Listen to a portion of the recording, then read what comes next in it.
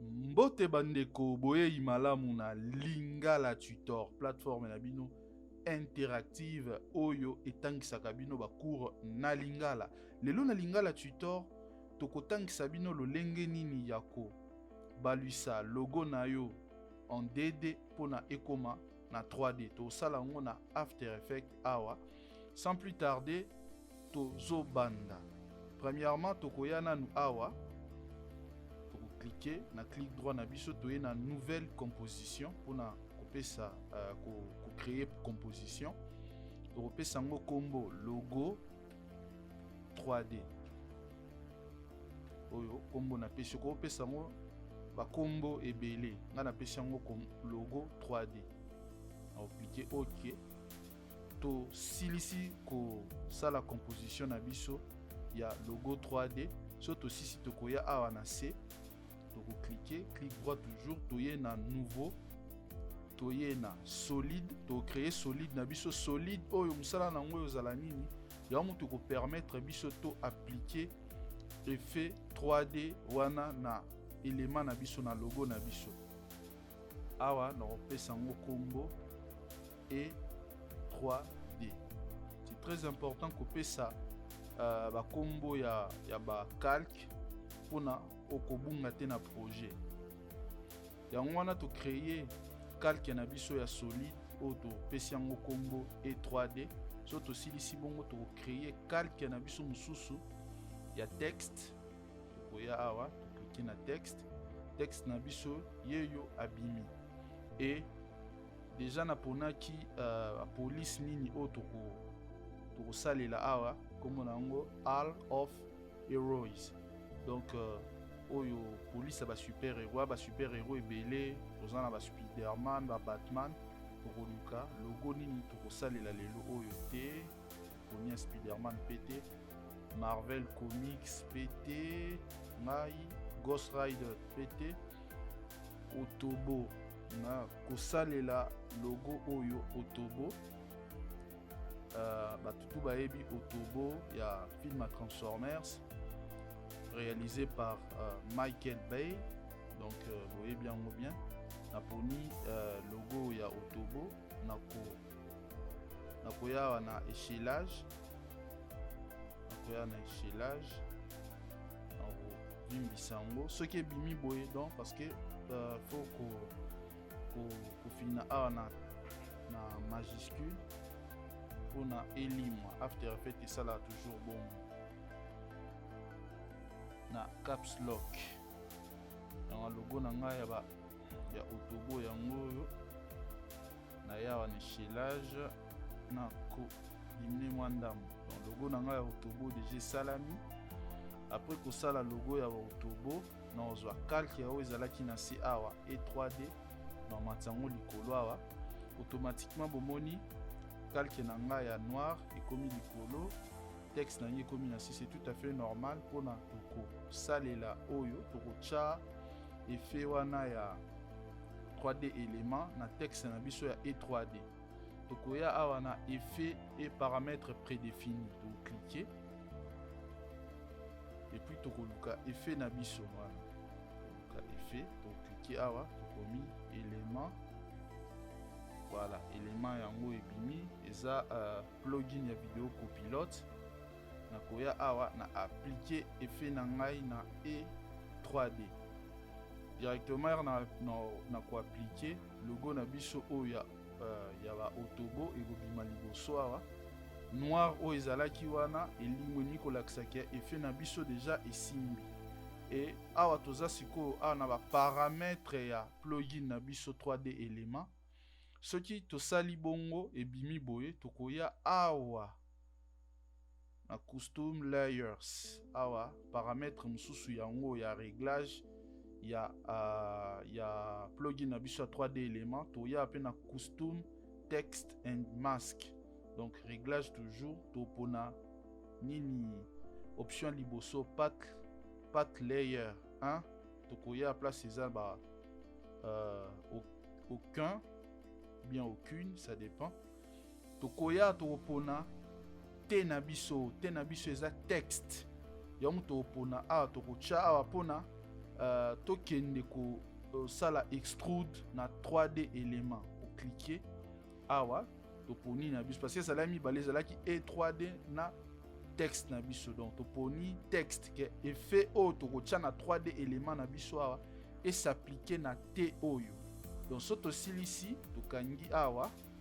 toye awa na scène setup donc mpona to accéder na 3D élément na biso na plugin tokota na kati ya plugin tokoti na kati ya plugin et obima boye oyo interface ya plugin na biso donc tokoya awa na extrude mpona tokomisa yango 3D tokokliquer automatiquement logo na biso oyo ezalaki DD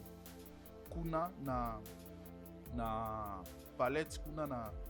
palette animation yango oyo awa ekomi ya 3D donc so botala bien na kozoomer ou kodézoomer bomoni ekomi 3D donc ezalaki DD ekomi 3D c'est tellement facile, c'est tellement simple même pour les débutants bokoki kotala tutoriel oyo mais tokosala ba tutoriel oyo ebele ceux qui vont comprendre tokoki toujours bokoki poser ba question na bino topesa bino plus ba détail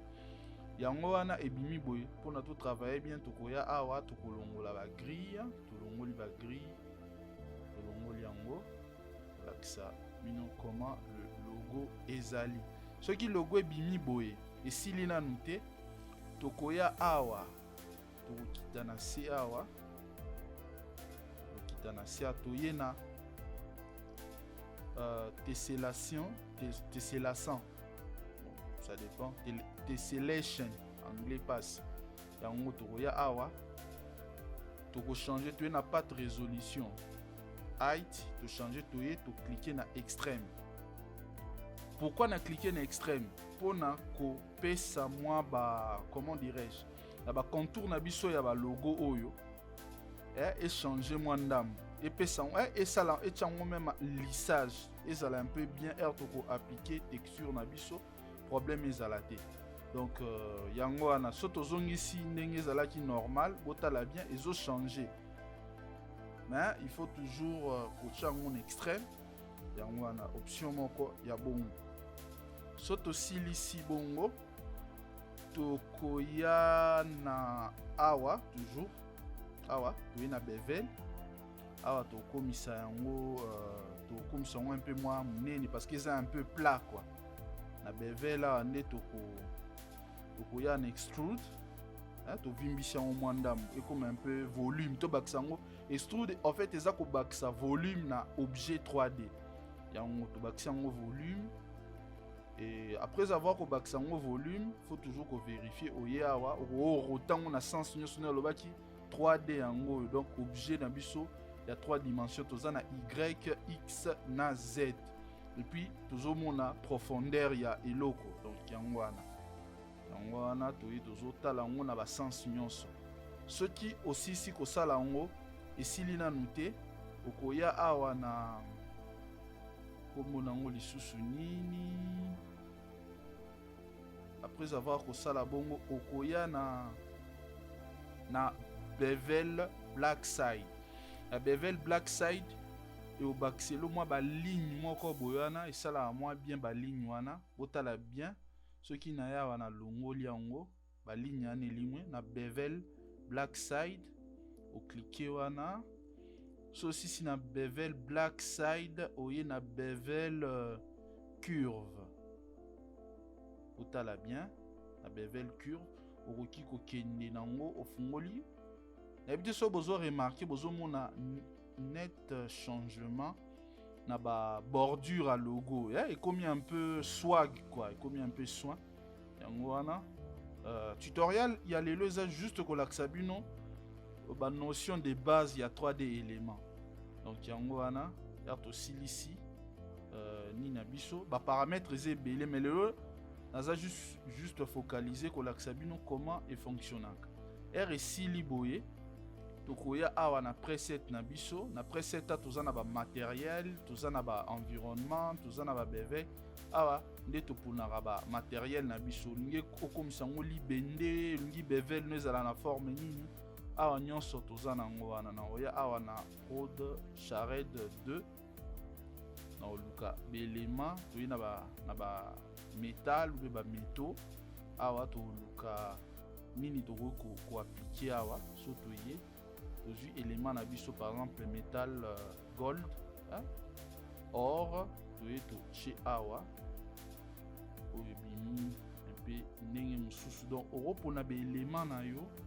okoki ko appliquer na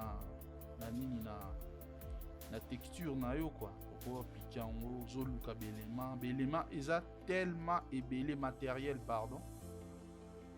ba matériel eza tellement ebele okoki ko appliquer epesa moi aspect moko ndenge olingi par exemple kozwa oyo ya lave eti ya volcan oye o appliquer yango awa so bozoome bomona vraiment que ekomi lokola ebimi na kati ya volcan quoi libanga moko na lava volcan donc yango wana bozwa bino mpe oyo ya or boye bo appliquer awa yango otala regardez comment c'est beau. Donc après anande ça dépend moto robakisa ba comment dirais-je robakisa ba lumière robakisa ba ombre puis tout ça mais lelo ezalaki juste kolakisa bino comment ba objet oyo e fonctionnant botala bino moko okoki ko zoomer ozo sentir vraiment ezane et comme ndenge mususu quoi comme ndenge mususu mabende oropona n'importe quel objet okoki kocha il y a juste exemple to opesa et so par exemple aussi ici par exemple oyo moi di bende mon robot mon logo vraiment bini logo là ndenge za na ba film na ba sala apeka bongo soko ici ko appliquer effet na yo oyo ba biloko no nyonso ici oye awa na OK ero fina OK et bimi balé otala ndenge bimi balé ozwa oyo ezalaki na si awa obombi yango ezala juste référence obombi yango et ensuite oye awa o créer caméra oya o créer caméra na biso yeyo OK après avoir recréé caméra okoki siko koya awa caméra na biso option caméra na biso c'est tozala mingi se pona to roter yango omoni comment tozo roter objet na biso to créer en 3D donc ezalaki 2D et komi 3D donc bokopona ba caméra ebele pour changer caméra puis na C eza ko bouger objet na biso eza plus ko yawa zoomer profondeur ya caméra comment un peu objet ndenge ezali quoi pour roter yango bomoni objet na biso ezalaki 2D et komi siko 3D non bozomona donc tutoriel na biso lelo ezalaki juste kolakisa bino comment kosala yango donc ça dépend ce que mutu nini mutu ndenge nini osala animation na ye ndenge alingi mo tutoriel lelo tokokende musika te tonga tolakisa bino kaka ndenge nini ko transformer objet en 2 dimensions pour na ekoma en 3 dimensions donc yango oyo donc tutoriel oyo koya kuna tolakisa bino plus ba détail totangisa bino plus ba détail sur 3D éléments eza plugin moko ya After Effects ya compagnie vidéo copilote tosalelaki tozwaki comme exemple logo ya ba Autobo ya ba Transformers. J'espère que vous sepeli na tutoriel oyo bobo sanate ko s'abonner na chaîne na biso YouTube bo s'abonner na Facebook na biso pona bozwaka ba information to kocha vidéo ya sika. Merci beaucoup tokokutana na mikolo mizali koya. Au revoir.